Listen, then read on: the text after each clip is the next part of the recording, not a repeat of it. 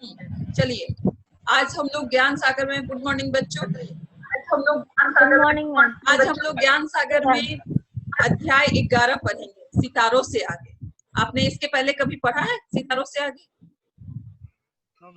No ma'am. अभी नहीं पढ़ा है तो आज हम लोग उसी अध्याय को पढ़ेंगे, सितारों से आगे। बहुत अच्छी एक सच्ची घटना है ये। कल्पना चावला जो अंतरिक्ष यात्री थी उसकी सच्ची घटना है, और आपके जन्म के पहले की ये घटना है कि वह अंतरिक्ष में जाने का स्वप्न देखती थी।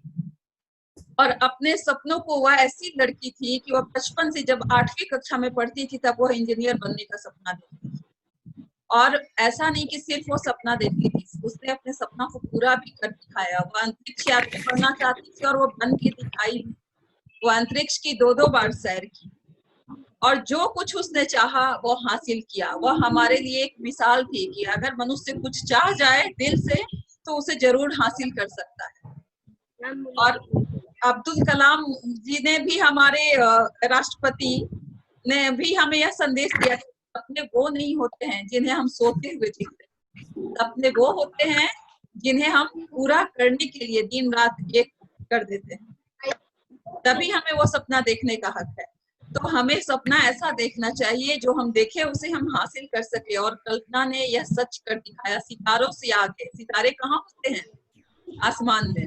आसमान में होते हैं ना सितारे। और उसने सितारों से आगे की सैर की थी, इसलिए इस चैप्टर का नाम पड़ा है सितारों से आगे। वह सितारों से आगे पहुंच चुकी थी और बहुत कम उम्र में वो पहुंच चुकी थी, इसलिए वह हमारे लिए एक प्रेरणा स्रोत है। और हमें उसके बारे में पढ़ने में बहुत अच्छा लगेगा और आपको जानकारी देने में भी बहुत अच्छा लगेगा। मुझे आश्चर्य है कि आपने अब तक इसे पढ़ा नहीं। कल्पना चावला अत्यंत साधारण परिवार, मध्यम वर्गीय परिवार की लड़की। और 3 भाई बहनों में वो सबसे छोटी, शायद 3 भाई बहन, बहन भाई की संख्या हो सकती है, मुझसे गलत हो जाए, मैं देख लेती हूँ।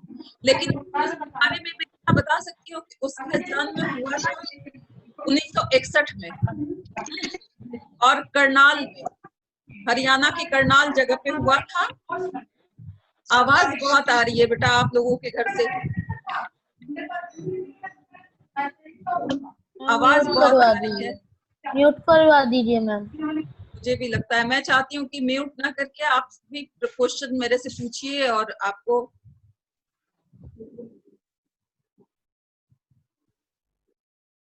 हाँ, तो उसके पिता का नाम बनारसी लाल चावला था। बेटा ये सब आपके एग्जाम के क्वेश्चन हैं ऐसे भी, और आपके जीके के लिए भी यह याद रखना बहुत जरूरी है। ये क्वेश्चन सब हमेशा एग्जाम में आते हैं कि कल्पना के पिता का क्या नाम था। तो कल्पना के पिता का नाम बनारसी लाल चावला था और उसकी माता का नाम संजोती था। कल्पना अपने सभी भाई बहनों में सबसे छोटी थी। प्यार से उसे लोग मोंटू नाम से घर में पुकारते थे। और आपको पहले भी हमने बताया कि वह 8वीं क्लास में आई तो वह इंजीनियर बनने का ख्वाब रखने लगी, इंजीनियर बनने का सपना देखने लगी। यही नहीं, उसकी विशेषता भी बहुत थी, उसमें बहुत सारी विशेषताएं थी। वह गुरुजनों के प्रति बहुत सम्मान की भावना रखती थी। बेटा कभी भी अगर हम आगे बढ़ते हैं ना जिंदगी में, तो पहले हमें माता पिता का आशीर्वाद सबसे ज्यादा जरूरी है। हमारे लिए माता पिता का आशीर्वाद और दूसरा गुरुजनों का आशीर्वाद। इन्हीं के आशीर्वाद से हमारी मेहनत तो होती ही है, पर इन दो के आशीर्वाद के बिना हम आगे नहीं बढ़ सकते। दुनिया में माता पिता और गुरुजन ही ऐसे हैं जो निस्वार्थ भाव से अपने बच्चों को शिक्षा देते हैं। माता पिता भी सिर्फ यही सोचते हैं कि हमारे बच्चे कितनी ऊंचाई तक जाएं, जो हम नहीं कर पाए वो हमारे वही है जो चाहते हैं कि हम लोग का बच्चा हम लोग से आगे निकले। हम लोग से वही बात है, माता पिता यही सोचते हैं कि जो हम नहीं कर पाए हमारे बच्चे वो करें, उनकी पहचान उनके बच्चों से हो। और माँ बाप को कितनी खुशी होती है जब बच्चा अच्छा कुछ करता है, तो आप अंदाजा, आप बहुत बच्चे देखे भी होइएगा, आप अंदाजा नहीं लगा सकते कि वो अपने सारे गम को भूल जाते हैं बच्चे की खुशी के आगे। और क्या वो पैसा लेते हैं उस खुशी की? नहीं, वो निस्वार्थ भाव से, उनके पास जो भी हैसियत है खुद रूखी सूखी खाएं, लेकिन आपके साथ वो कोई कमी नहीं करते हैं। उनका आशीर्वाद आपके लिए बहुत जरूरी है, इसलिए भूल के भी कभी माता पिता के दिल को नहीं दुखाना चाहिए। उनका आशीर्वाद आपके भविष्य बनाने में बहुत कारगर है। और दूसरा गुरुजन, गुरु भी माता पिता के समान ही दर्जा रखते हैं। और वो भी निस्वार्थ भाव से। अगर आप बड़े होके महान व्यक्ति बनते हैं और कहीं टीवी पे नजर आते हैं तो शिक्षक बड़े गर्व से कहेंगे अरे ये मेरा पढ़ाया स्टूडेंट देखो कितना अच्छा कर रहा है, और बड़े गर्व से हम सबसे कहेंगे। लेकिन अगर आप कुछ गलत करते हैं तो आपको पढ़ाने के बावजूद हम इनकार कर जाएंगे, अरे ऐसे बच्चे को हम नहीं पढ़ाते थे, सीधा ये मुकर जाएंगे।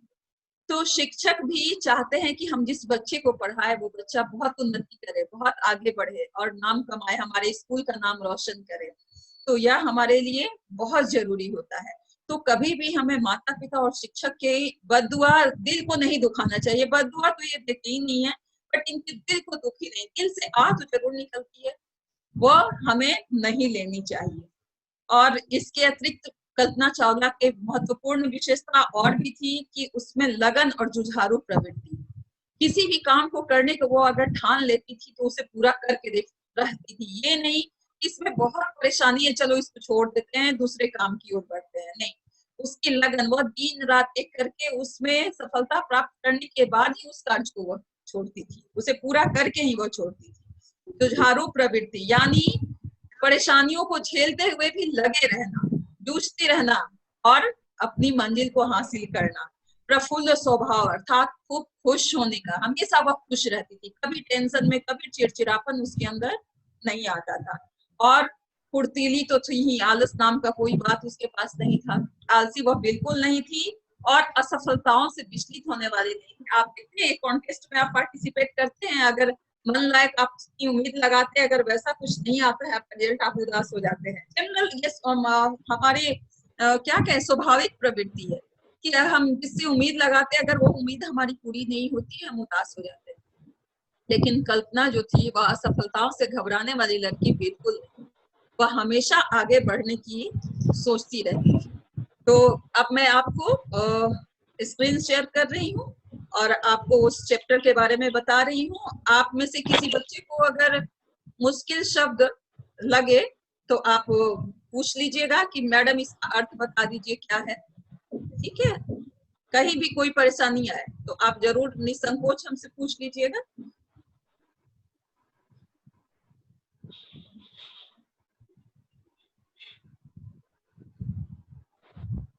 देखिए कल्पना की पहले विशेषताओं को हम पढ़ लेते हैं, क्या विशेषता थी उसकी।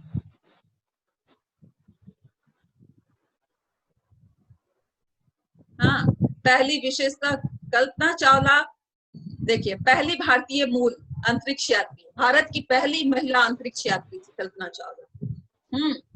दूसरा देखिए उसका जन्म 1961 हरियाणा की करनाल में, और बचपन से ही अंतरिक्ष जाने का वह इच्छा रखती थी। तीसरा उसके जीवन का मूल मंत्र, परिश्रम करने से कभी हानि नहीं होती, परिवार का मूल मंत्र। विशेषताएं लगन, जुझारू प्रवृत्ति, प्रफुल्ल स्वभाव, असफलता से न घबराने वाली, ये हमने आपको पहले भी बताया है ना। असफलताओं से घबराने वाली नहीं थी वो, विचलित।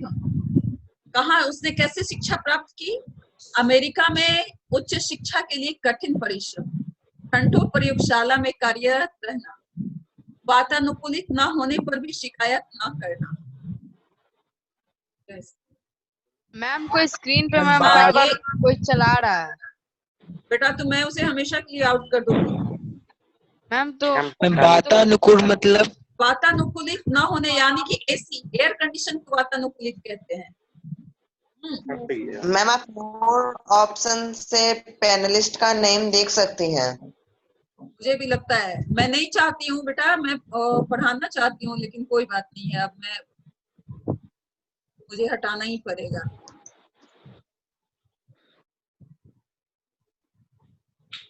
बेटा एक गलती है, आप नहीं चाहते बेटा आपको हम रिमूव करें, आप क्लास को ध्यान दें और बाकी पढ़ने वाले बच्चों को डिस्टर्ब ना करें।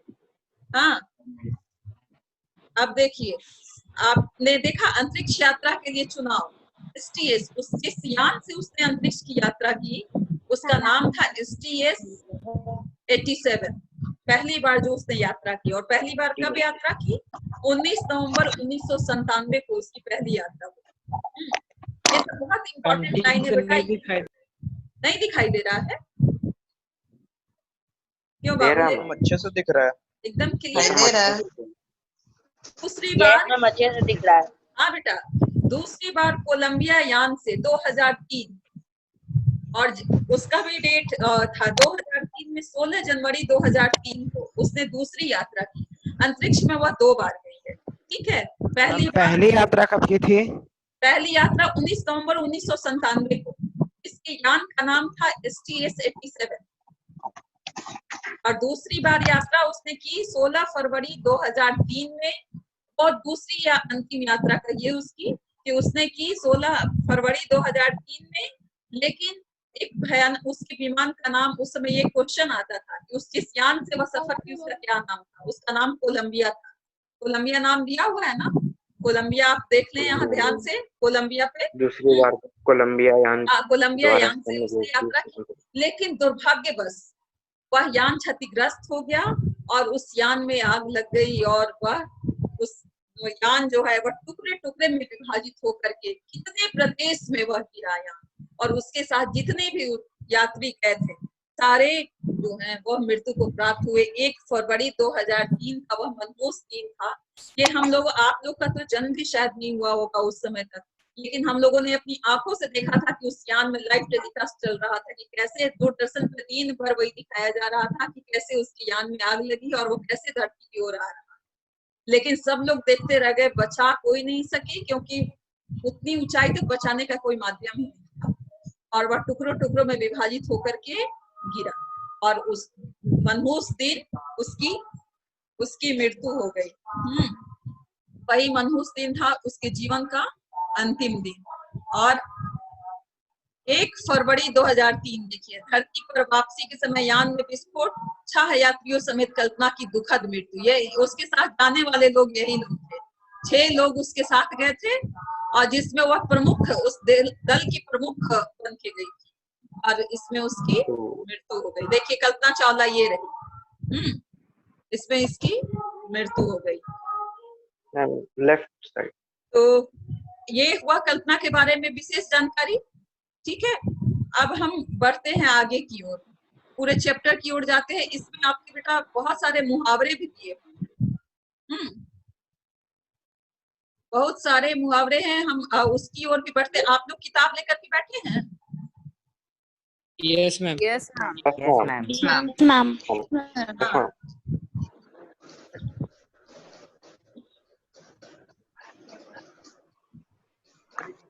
किताब लेकर के बैठे हैं तो फिर हम आगे की ओर देखते हैं। अब चैप्टर की ओर आते हैं।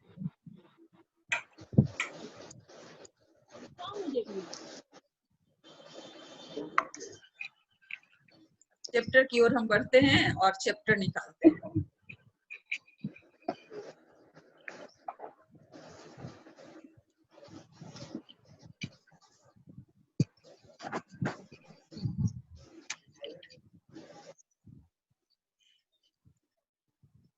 चलिए अब चैप्टर पे हम ध्यान देते हैं सितारों से आगे। कुछ आपको दिख रहा है? अरे बच्चों को यस मैम। अच्छी बात है बेटा। Yes ma'am. Yes ma'am. नहीं तो आप किताब भी लेके बैठे हो बेटा, किताब की भी मदद ले सकते हो। कुछ नया करने का उत्साह और लक्ष्य तक पहुंचने में कोई रोक नहीं सकता। अगर आप कुछ नया करना चाहते हैं और अपने लक्ष्य तक पहुंचना की ठान लेते हैं तो दुनिया की कोई शक्ति आपको आगे बढ़ने से नहीं रोक सकती। इसलिए हमेशा हमें दृढ़ निश्चय, दृढ़ प्रतिज्ञ होकर के आगे बढ़ना चाहिए। और कल्पना चावला बच्चों आपके लिए एक प्रेरणा स्रोत है।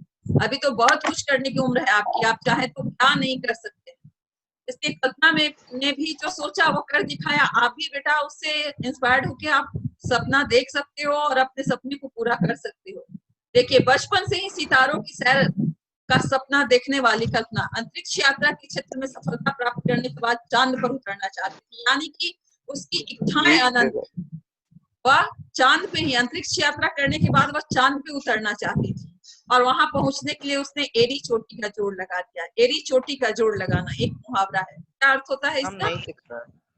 नहीं दिख रहा। मेहनत करना, बहुत परिश्रम करना, बहुत परिश्रम करना। वेरी गुड बेटा, ये तो मैं अपने तरफ से बताऊंगी। अगर आपको बीच में कोई ऐसा वर्ड लगे कि नहीं समझ में आ रहा है तो आप निसंकोच मेरे से पूछ लीजिएगा, ठीक है? वैसे मैं अपने स्तर पे तो आपको बताती ही चलूंगी। देखिए आपके बुक में दिया, बहुत इंटरेस्टिंग चैप्टर है, कल्पना चावला का जन्म। आप बेटा पेन लेके बैठे तो अंडरलाइन करते चलिए ताकि आपको याद करने में आगे सुविधा होगी। कल्पना चावला का जन्म सन 1961 में हरियाणा के करनाल शहर में हुआ था। आपसे ये भी क्वेश्चन किया जा सकता है कि कल्पना चावला का जन्म किस शहर में हुआ था, तो आप आराम से बता दो। मैम करनाल में। करनाल शहर कब हुआ था? 1961 1961 में। हाँ, मैम तो सन इस 1961 हाँ ये कल्पना चावला कैसे परिवार में रहने वाली थी, कैसे परिवार में? मैम मध्यवर्गीय मध्यम वर्गीय। तो बेटा ये मध्यम पूरा वर्गीय। लाइन आप अंडरलाइन कर लो, वर्गीय। क्योंकि इससे आपका 3 क्वेश्चन बन रहा है। ये आपके लिए बहुत इंपॉर्टेंट लाइन है, इसको आप अंडरलाइन कर लीजिए अगर लेकर के पेन बैठे हैं तो। अच्छा, उसके मैम ये जो सेकंड पैरा है ये पूरा इम्पोर्टेंट हाँ ये पूरा ही इम्पोर्टेंट पेरेंट्स का भी मैम। नाम है। हाँ मैम वो उसके पूरा अंडरलाइन मैंने हाँ, कर पूरा उसके पापा पैराग्राफ का नाम आपके लिए बेटा इम्पोर्टेंट है। बनारसी लाल चावला था। मैम उसके पिता का नाम बनारसी लाल चावला और माता का नाम संजयोती था। अब परिवार में 4 भाई बहन, हमने कहा था ना कि वो 4 भाई बहन थी, सबसे छोटी थी। और प्यार से सब उसे क्या कहते थे?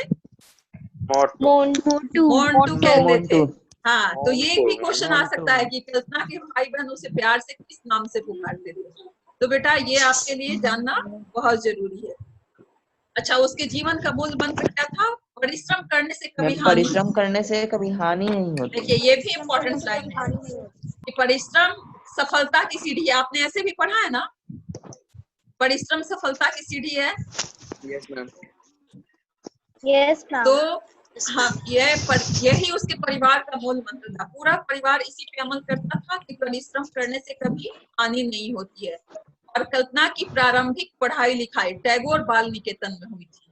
प्रारंभिक यानी प्राइमरी स्टेज की जो पढ़ाई होती है, जूनियर क्लासेज की, वह उसने टैगोर बाल निकेतन में किया था। जब 8वीं कक्षा में पहुंची तो उसने इंजीनियर बनने की इच्छा प्रकट की। बताइए 8वीं कक्षा में आप भी 8वीं कक्षा में आपने लक्ष्य निर्धारित किया है अपने लिए कि आप क्या बनना चाहते हैं? Yes ma'am. बस very good, ma'am very good. लक्ष्य अभी से ही निर्धारित करना चाहिए और उसी की ओर बढ़ना चाहिए, चाहे लाख परेशानी आए, उससे विचलित नहीं होना चाहिए बेटा। एक संदेश तो आपको इस चैप्टर से भी मिल रहा है और रियल लाइफ का भी यही फिलसफा है कि हर रास्ते में परेशानी है, लेकिन हमें विचलित नहीं होना है, उस परेशानी का सामना करते हुए आगे बढ़ना है। हरा हिमालय बता रहा है डरो आंधी पानी से, खड़े रहो तुम अविचल होकर हर संकट तूफानी से। हिमालय से हमें क्या शिक्षा मिलती है?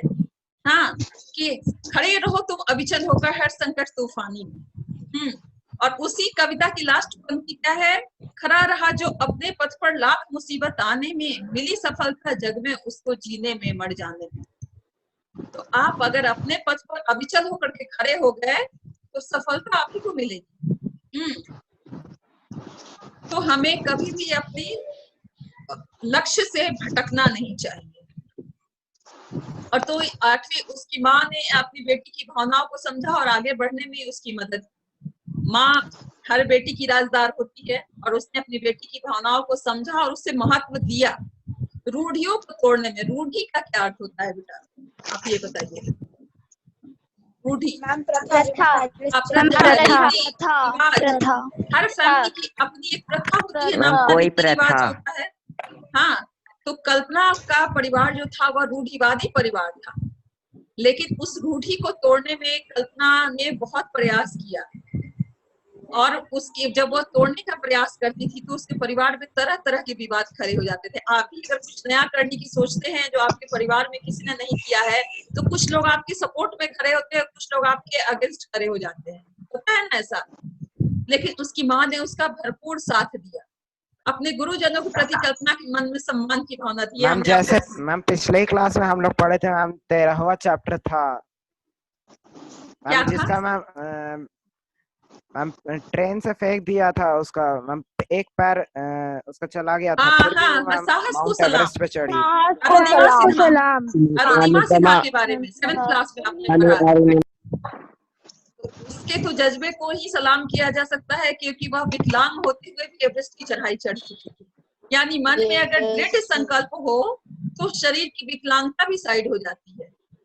बस हमें मानसिक विकलांग नहीं होना है। मानसिक विकलांगता हमें कुंठित बना देती है।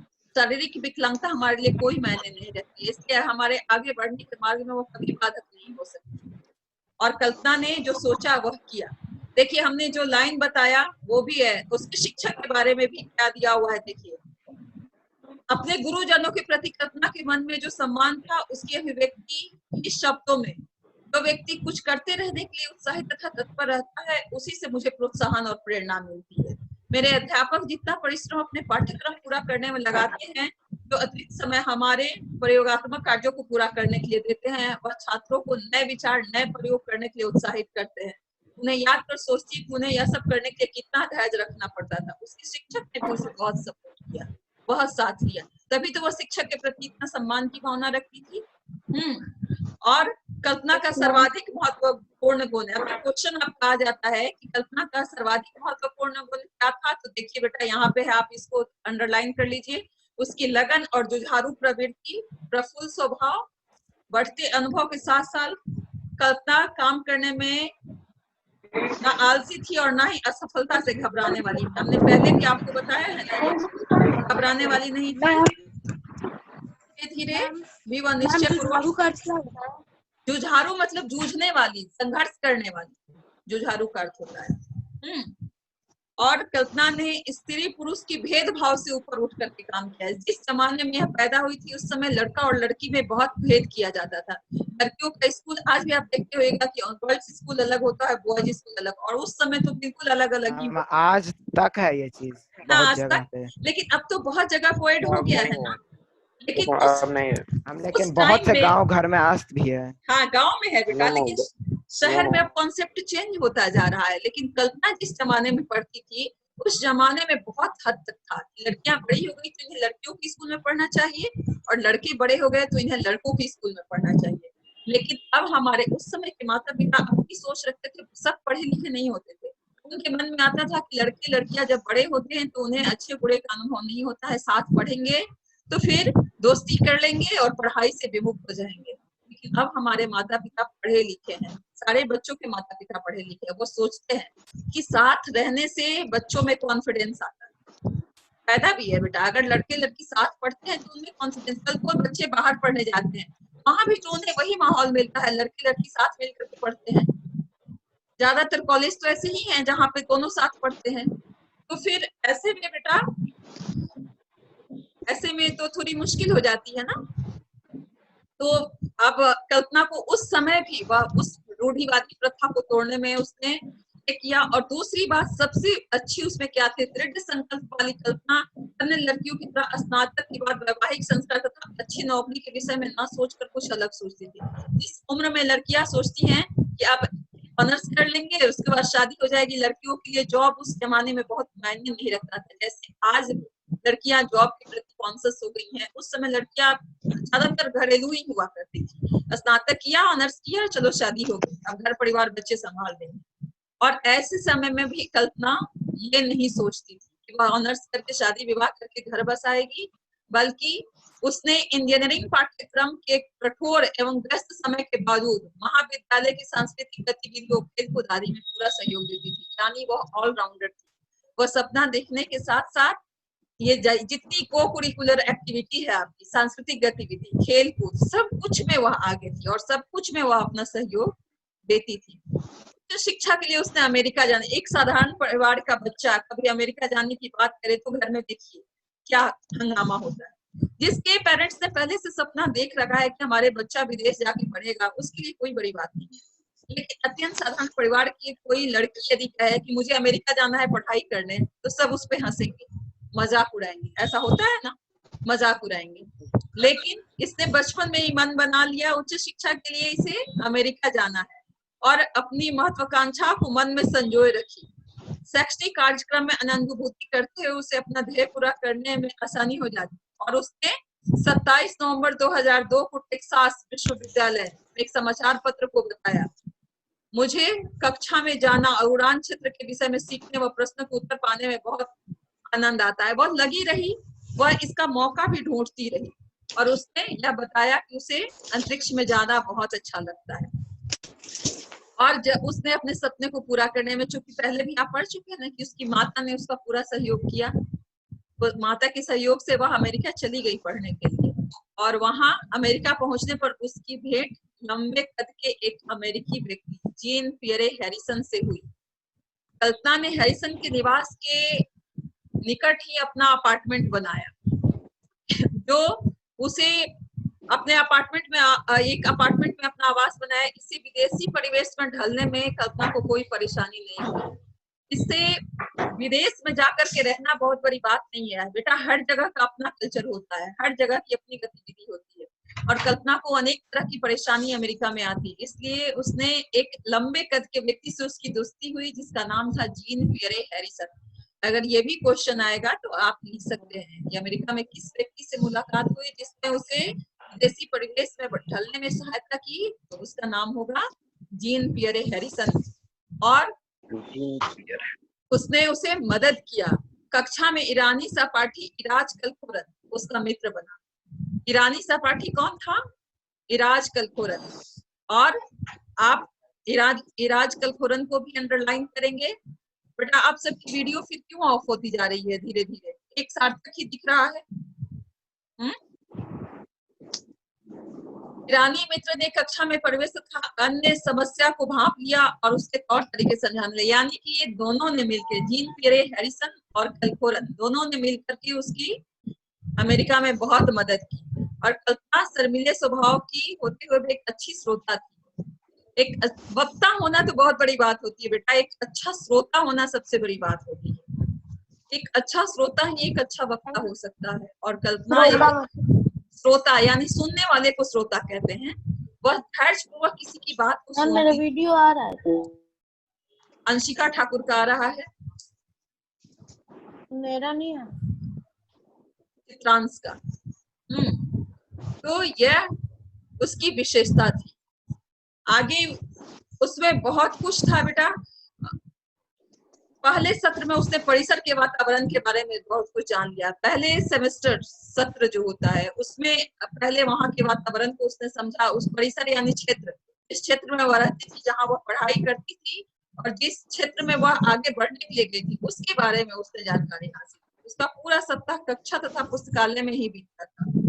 पहले माहौल को हम समझेंगे बेटा, तभी हम वहाँ एडजस्ट कर पाएंगे। किसी भी नए वातावरण में हम जाते हैं, आप पहला दिन नए बच्चे कोई स्कूल में आता है, साथी के साथ उसको दोस्ती होती है? नहीं, वह 2-4 दिन सबको देखता है, उसे लगता है उसके मन के अनुकूल कौन है, उससे वह दोस्ती करता है। फिर धीरे धीरे दोस्त से वह अपनी बात शेयर करता है, फिर टीचर से शेयर करता है, यानी कि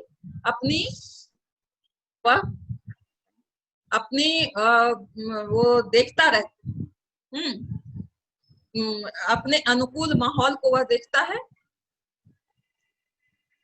और अपने अनुकूल माहौल को देखता है, तब वो एडजस्ट करता है और धीरे धीरे सबकी ओर मुखातिब होता है, सबसे खुलता जाता है।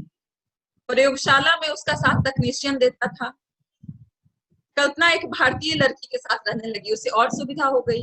वह भारतीय थी और एक और भारतीय लड़की उसकी मित्र बन गई। चाय की चुस्कियों के बीच वह साथियों से हर विषय पर चर्चा करती थी। मतलब वह चाय भी पीती थी तो अपने समय को बर्बाद नहीं करती थी। वह अपनी परेशानियों को अपने मित्रों के बीच साझा करती थी। यानी उसकी दिमाग में हमेशा वह अपने लक्ष्य की ओर आगे बढ़ने के लिए चलता रहता था। ऐसा नहीं कि हम खाना खा रहे हैं तो कुछ और देख लेते हैं, कुछ और बातें कर लेते हैं। और जिस उम्र में, यंग एज में बच्चों, आप लोगों के पास क्रिकेटर की चर्चा होती होगी, फिल्म के हीरो हीरोइन की चर्चा होती होगी, लेकिन वह सबसे बिल्कुल अलग सोच रखने वाली थी। वो इस तरह की चर्चा नहीं करती थी। वो अपनी परेशानियों को सारे दोस्तों के बीच में रखती थी।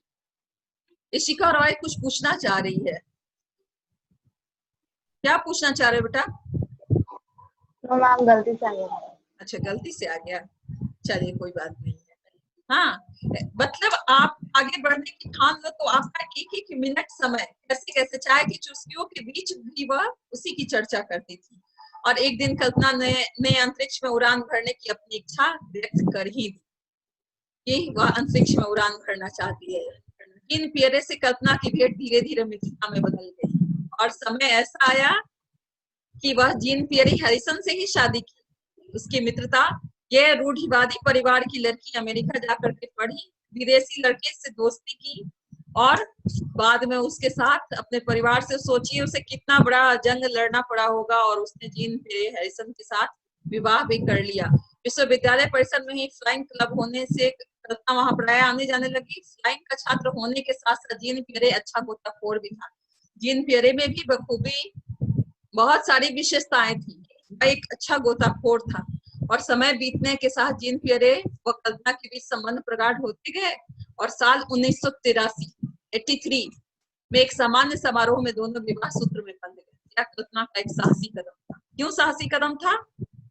क्योंकि उसने अपने परिवार की रूढ़ियों को तोड़ करके एक विदेशी लड़के से विदेश में शादी की थी।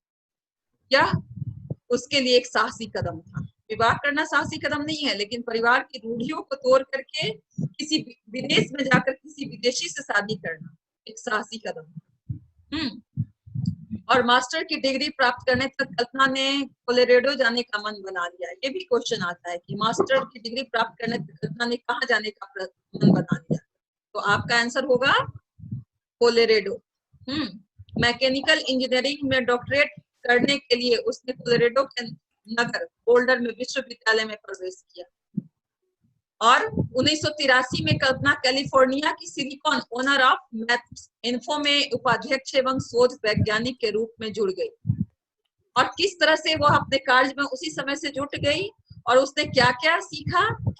उसका दायित्व एरोडायनामिक्स के आधिकारिक प्रयोगों की तकनीक तैयार करना और उसे लागू करना। यानी कि सिर्फ हम अगर सोच लें कि अंतरिक्ष में जाए तो ऐसा नहीं है कि परीक्षा पास की और अंतरिक्ष की उड़ान भरने लगे। उसके पहले हमें क्या क्या तैयारी करनी पड़ती है। देखिए, आपने वो भी पढ़ा है ना, जो संदूक, पहला संदूक दूसरा संदूक वाला, आसमान को साफ यस मैम आपने देखा ना आसमान के साथ कैसे कैसे सीढ़ियों को अंतरिक्ष में जाने के लिए कैसे कैसे सीढ़ियों को पार करना पड़ता है, ये आपने देखा है ना। तो उसी तरह से फिर अंतरिक्ष में गुरुत्वाकर्षण में कमी के कारण मानव शरीर के सभी अंग स्वतः क्रियाशील होने लगते हैं। कल्पना को उन क्रियाओं का अनुसरण कर अध्ययन करना था। सोचिए, जब ऑक्सीजन की कमी हो जाती है तब किस तरह से हमें अपने आप को नियंत्रित रखना है, ये भी एक पढ़ाई का अंग होता है। इसे भी उसने पढ़ा और जीन पियरे की टोली सबसे अच्छी रही जिसने सबको आश्चर्य में डाल दिया। और जीन पियरे से विवाह करके भी ऐसा नहीं हुआ कि ये पारिवारिक जीवन में बंध गई, या पति पत्नी दोनों मिलकर के अपने सपने को पूरा करने में जुट गए।